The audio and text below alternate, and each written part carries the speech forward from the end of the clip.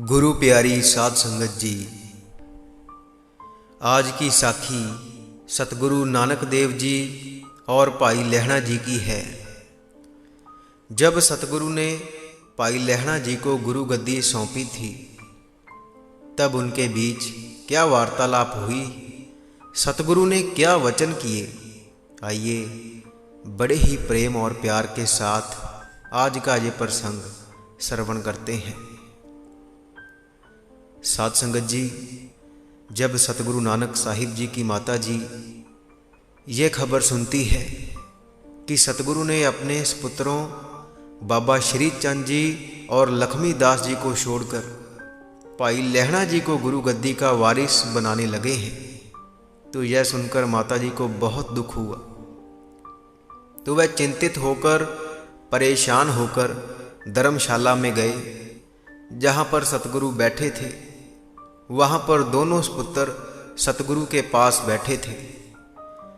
भाई लहणा जी सतगुरु के चरणों को दबा रहे थे और भी बहुत सिख सतगुरु के इर्द गिर्द बैठे हुए थे। तो माता जी वहाँ पर चलकर आ गई। तो जब वह वहाँ पर पहुँच गए तो गुरु जी के पास बैठकर उन्होंने कहा कि हे श्री चंद के पिताजी, आपने क्यों उल्टी बात मन में धारण कर ली है। वह रीति करें जो जग में परम शोभती है। और कहने लगे कि आपके पुत्र हर तरह से लायक हैं, लेकिन आप उनसे प्यार नहीं करते। इस संसार में जिनकी वजह से वंश आगे बढ़ता है, उनकी वजह से ही हर जग श्रेष्ठ यश होता है, जिनकी वजह से नाम प्रकट होता है और मनुष्य की कुल जग में शोभा होती है। लेकिन आपने गुणवान पुत्रों को त्याग दिया है और अपने सेवक से आप बहुत प्यार करते हो। आप अपनी निजी शक्ति अपने पुत्रों को छोड़कर उस सेवक को देना चाहते हो। तो इस तरह आप जग में अपने पुत्रों से बढ़कर अपने सेवक को गद्दी दोगे। पहले भी इस संसार में बहुत अवतार हुए हैं, लेकिन किसी ने भी ऐसी मत धारण नहीं की है कि पुत्रों से भी बढ़कर दास हो जाएगा और आप अपनी गुरु गद्दी ही उसको दे दोगे। लेकिन यह बात अच्छी नहीं है। आप अपने मन में विचार कर लें। अगर आपके हृदय में ये चाह है तो आपकी औलाद सदा ही चित्त में तपेगी। नीति के विरुद्ध हुआ कार्य देखकर वह कभी भी सुख नहीं पाएंगे। गुरु प्यारी साध संगत जी, सतगुरु नानक ने सिखों को उपदेश देने के लिए ही इस तरह का कार्य किया था, क्योंकि बाबा श्री चंद जी पहले से ही भक्ति में लीन थे। उन्होंने पहले ही सतगुरु नानक को कह दिया था कि मुझे गुरु गद्दी नहीं चाहिए, मुझे सिर्फ भक्ति से प्यार है। तो सतगुरु ने उनके ऐसे वचन सुनकर बहुत समय तक चुप धारण कर ली। तो उस समय एक बिल्ली ने एक चूही को आधा खाकर सतगुरु के आगे फेंक दिया। तो सिखों ने बिल्ली को डराया और वह डर कर भाग गई, लेकिन वह चूही वहीं पर ही सतगुरु के आगे पड़ी रही। तो सतगुरु ने उस चूही के माध्यम से माता जी को समझाने की व्योंत बनाई। तो उन्होंने अपने पुत्र बाबा श्री चंद जी को कहा कि इस जगह एक मरी हुई चूही पड़ी हुई है, ये अच्छी बात नहीं, आप उसको उठाकर दरवाजे के बाहर फेंक आए। तो यह सुनकर बाबा श्री चंद जी ने कहा कि मैंने मदारी बहुत तरह के देखे हैं, जो हल्की बिल्ली बना देते हैं, खंभों का कबूतर बनाकर उड़ा देते हैं। आप उनके जैसी रीति कर रहे हो और आपने जो मन में कपट धारण किया हुआ है उसको मैं अच्छी तरह से जानता हूँ। सूर कुत्ते साथ लेकर आप बाहर फिरते रहे, फिर आपने एक मुर्दा दिखाया और फिर उस मुर्दे को कड़ा प्रसाद में तब्दील कर दिया, और फिर ऐसे बहुत सारे कपट हुए हैं। मुझे इनको देखने की कोई ज़रूरत नहीं, मैं इस मरी हुई चूही को नहीं उठाऊंगा। तो इतना कहकर वह चुप हो गए।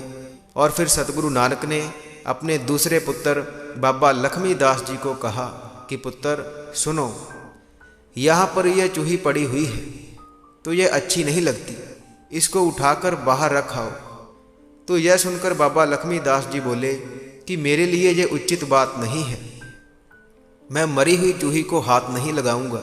अगर आप कहते हो तो मैं किसी और को कहकर इसे यहाँ से उठवा देता हूँ। तो इतना कहकर वह घमंड में आकर चुप रहे। तो उसके बाद सतगुरु ने पाई लहणा की तरफ देखा और कहा कि हे प्यारे करतार, आप उठें और इस चूही को उठाकर बाहर फेंक आए। गुरु प्यारी साध संगत जी, ये सतगुरु ने आप ही कोई खेल रचा था। उन्होंने कोई बहाना बनाया था और ऐसी स्थिति बनाई थी, और सतगुरु अंगद देव जी को गुरु गद्दी बख्श करनी थी। इसलिए गुरु जी ने ही ये सारी व्यवस्था आप बनाई और बाबा श्री चंद जी और बाबा लक्ष्मीदास जी के मन को अपने हिसाब से मोड़ लिया।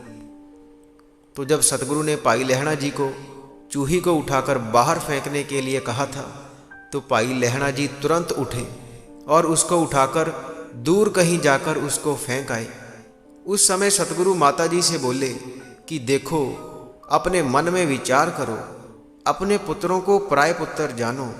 ये कभी भी आज्ञा नहीं मानते हैं, लेकिन पाई लहणा जी सदा ही आज्ञा में रहते हैं। यहाँ पर किसी के हाथ में कुछ भी नहीं है, सब कुछ करतार के अधीन है।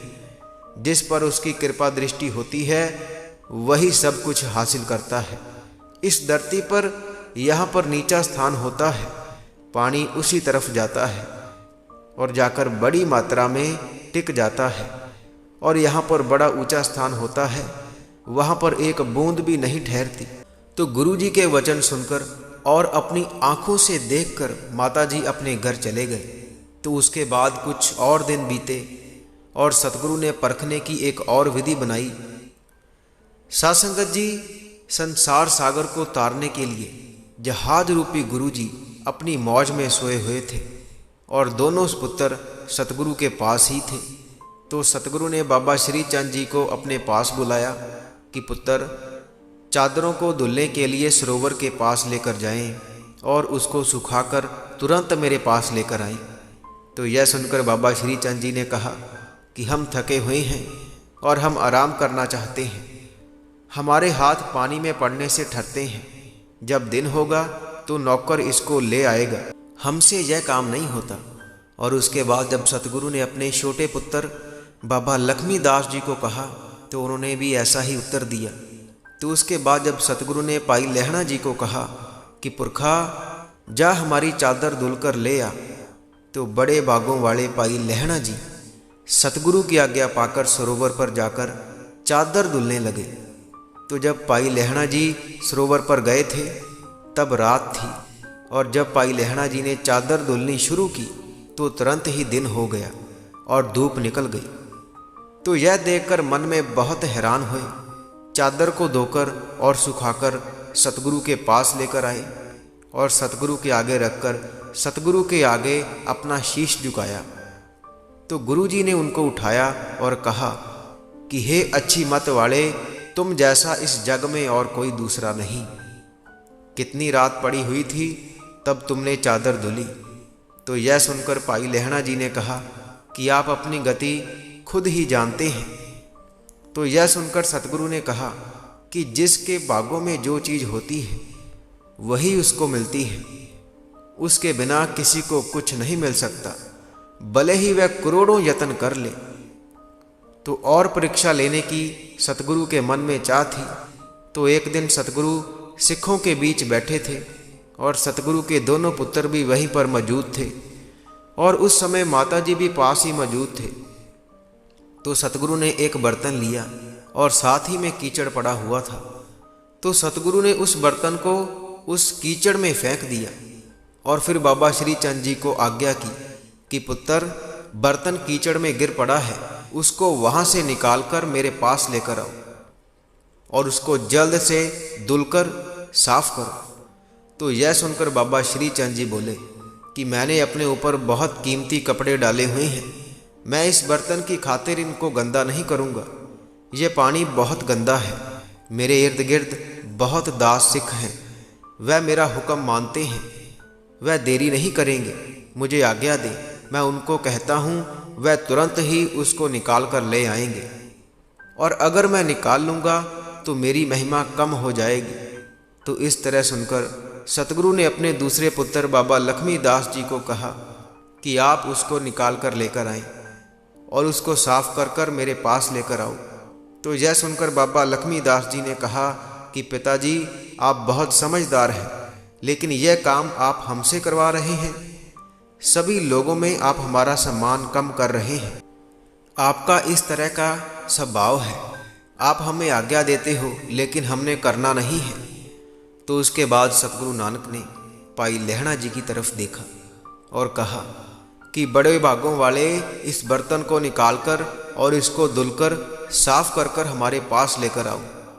तो साध संगत जी, भाई लहणा जी ने बेशक बहुत कीमती कपड़े डाले हुए थे, लेकिन सतगुरु की आज्ञा पाकर उन्होंने किसी तरह की कोई देरी ना की और तुरंत ही कीचड़ में छलांग लगा दी, क्योंकि गुरु जी की आज्ञा का पालन करना था और यही उनका धर्म था।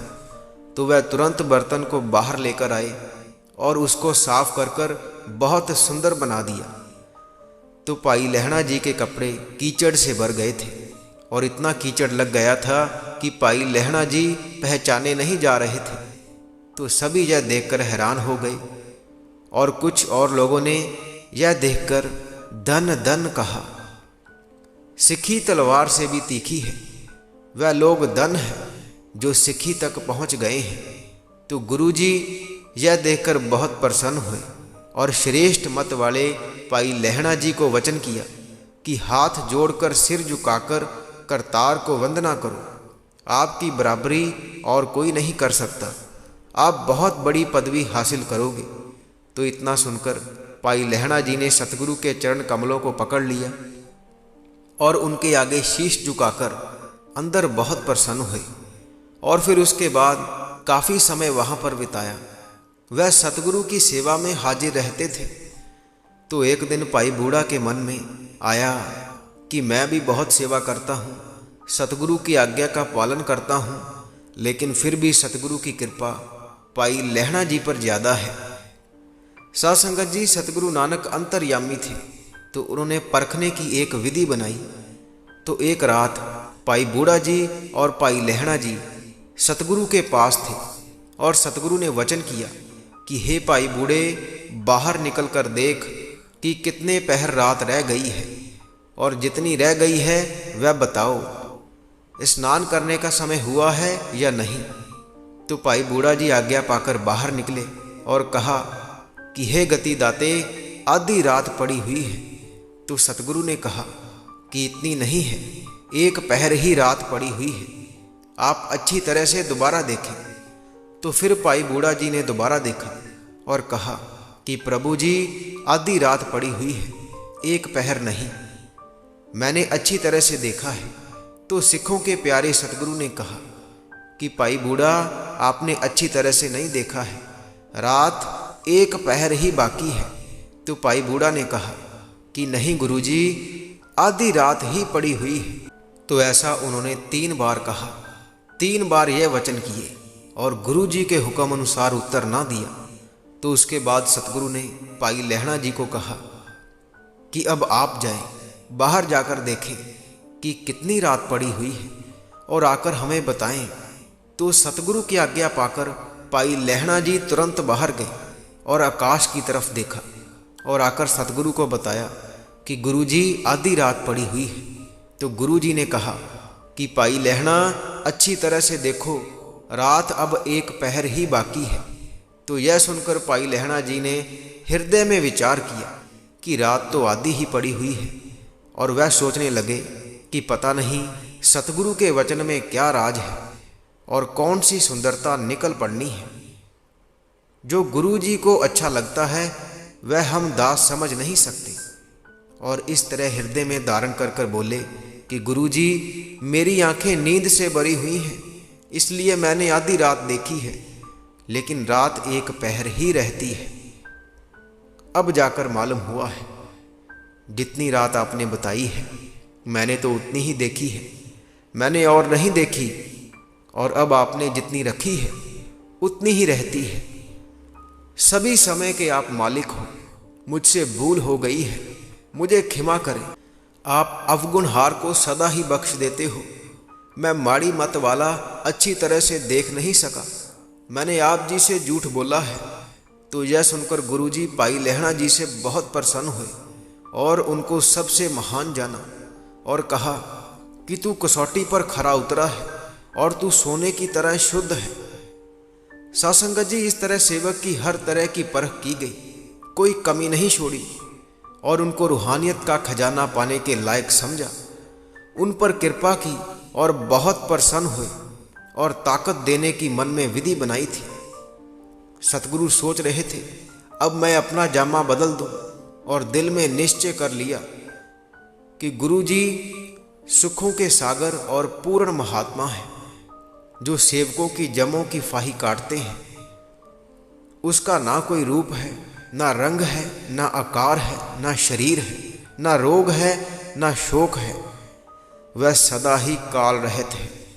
वह पूर्ण परमेश्वर और पुरुषोत्तम है। उसका पार नहीं पाया जा सकता। उसकी कोई जात पात नहीं और उसका कोई माता पिता नहीं और उसका कोई भाई नहीं। वेद उसको अनंत कहते हैं और उस करतार ने अवतार धारण किया है और वह नानक रूप इस संसार में भी चल रहा है। जीव जंतु और पेड़ पौधों की जिसने रचना की है, नर नारियों के जिसने चिन्ह बनाए हैं, जो ज्योत स्वरूप अनुपम रूप है और जो राजाओं का राजा है, आद है, वह अपार है। साधु जन सदा चित्त लगाकर उसका सिमरन करते हैं। सो सतगुरु नानक ने मन में यह बात पक्की कर ली कि गुरु गद्दी भाई लहणा जी को देकर समा जाऊं।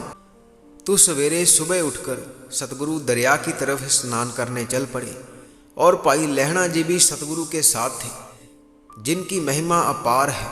जब वह दरिया के किनारे चले गए तो सतगुरु ने अपने कपड़े उतारे और सतगुरु जल में प्रवेश कर गए। तो सतगुरु स्नान कर कर किनारे पर खड़े रहे, जिन्होंने करोड़ों का उद्धार किया है। उस समय भाई लहणा जी ने भी स्नान किया और किनारे पर ध्यान लगाकर बैठ गए और 10वें द्वार पर श्वास टिकाए और प्रेम में मगन होकर ध्यान टिकाया।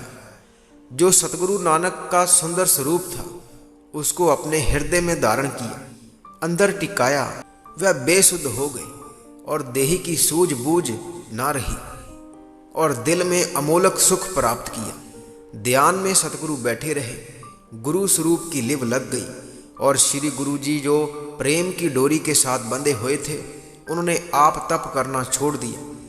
सतगुरु उसी समय किनारे पर आ गए और उन्होंने भाई लहणा जी को देखा, जिनको उस समय अपने तन की सूझ नहीं थी। भाई लहणा जी बाहर का सुंदर स्वरूप नहीं देख रहे थे, अंतर्मुखी होकर ध्यान के रूप के अनुकूल हो रहे थे। भाव उसमें मगन थे। उस समय सतगुरु नानक का जो स्वरूप भाई लहणा जी के ध्यान में था, वह रूप गुरु जी ने भाई लहणा जी से छुपा लिया। तब भाई लहणा जी सावधान हो गए और उन्होंने अपनी आंखें खोली।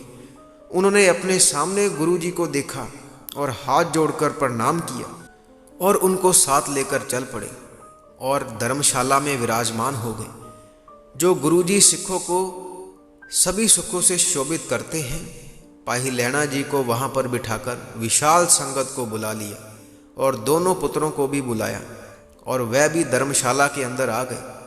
भाई लहणा जी को बड़े ही प्रेम पूर्वक सतगुरु ने देखा। 5 पैसे और एक नारियल लिया, उनके इर्द गिर्द 3 प्रक्रिया की और हाथों से बेट आगे कर दी। हाथ जोड़कर सिर निभाया।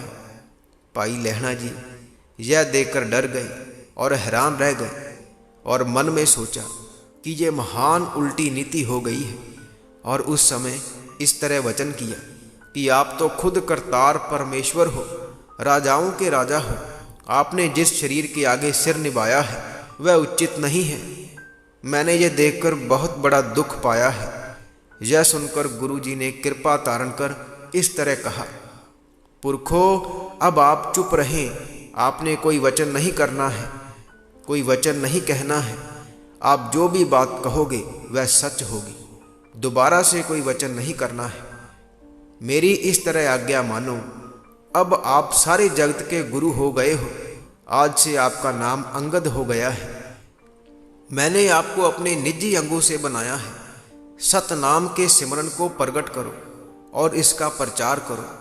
इस तरह कहकर हृदय प्रसन्न हो गया, विशाल प्रकाश हो गया, जगत में उल्टी गंगा चला दी, गुरु को गुरियाई देकर गुरु बना दिया, इस प्रकार तख्त पर बिठा दिया। और फिर सभी को वचन किया, जो कोई भी मेरा शिष्य है वह इनके चरण कमलों पर सिर रखकर इनको प्रणाम करे और इनको मेरा ही स्वरूप जाने। तो सतगुरु की आज्ञा मानकर भाई बूढ़ा जी और सिख तुरंत सतगुरु की वंदना करने आए। और फिर उसके बाद सतगुरु नानक ने सतगुरु अंगद देव जी को कहा कि हमारे बाद जो जन्म ले उन सब की यह गुरबाणी मुक्तिदाता होवेगी। जैसे जहाज पर चढ़कर सागर पार कर लिया जाता है, उसी तरह इस बाणी को पढ़कर संसार का उद्धार हो जाएगा। यह सुनकर गुरु अंगद देव जी ने वंदना की और गुरबाणी गायन करने लगे। फिर सतगुरु ने पहली बाणी का नाम जप रखा और अपने मुख से महिमा की। और जब भी मनुष्य सुख का अभिलाषी होगा वह रात उठकर स्नान करे, श्री जपजी साहब को चित्त लगाकर पढ़े, अपने मन में गुरबाणी के अर्थों के विचार करे, तो वह किसी शंका के बगैर मुक्ति प्राप्त करेगा। श्री जपजी साहब के सेवन की जिनके मन में प्रीति होगी उनको मेरी निकटता प्राप्त होगी, कि जो एक मन होकर कामना धारण करेंगे उनकी कामना तुरंत पूरी होवेगी।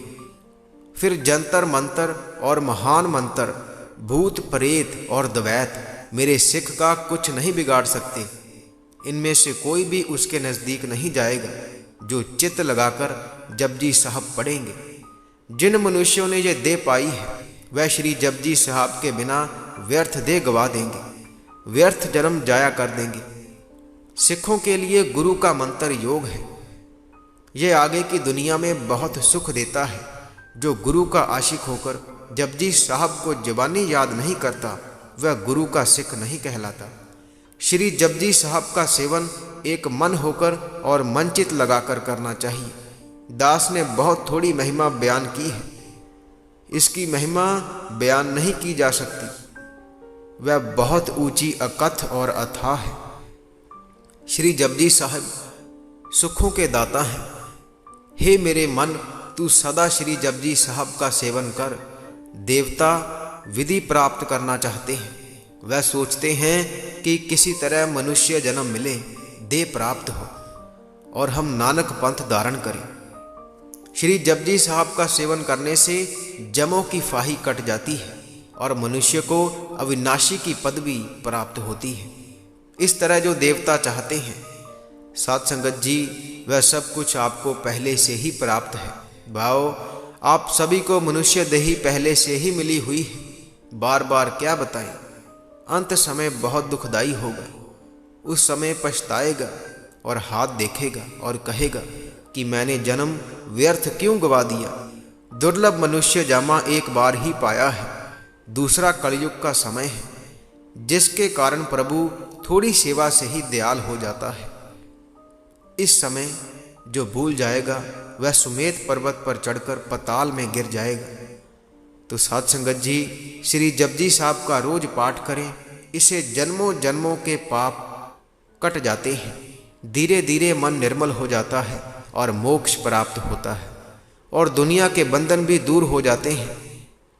और जिस मनुष्य ने शब्द का अभ्यास किया है उसके लिए कोई और कृत्य करना बाकी नहीं रह जाता, उसके लिए और कृत्य करने बाकी नहीं रह जाएंगे। साध संगत जी, आज के प्रसंग की यही पर समाप्ति होती है जी। प्रसंग सुनाते हुई अनेक भूलों की क्षमा बख्शें जी। साध संगत जी, इसी के साथ हम आपसे इजाज़त लेते हैं।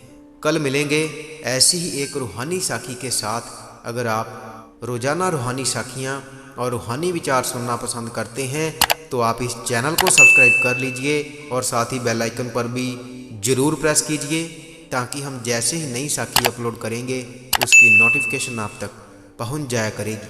और अगर आप रूहानी साखियाँ पढ़ना पसंद करते हैं तो आप हमारी वेबसाइट www.santwachan.com पर जाकर पढ़ सकते हैं, जिसका लिंक वीडियो के डिस्क्रिप्शन में दिया हुआ है।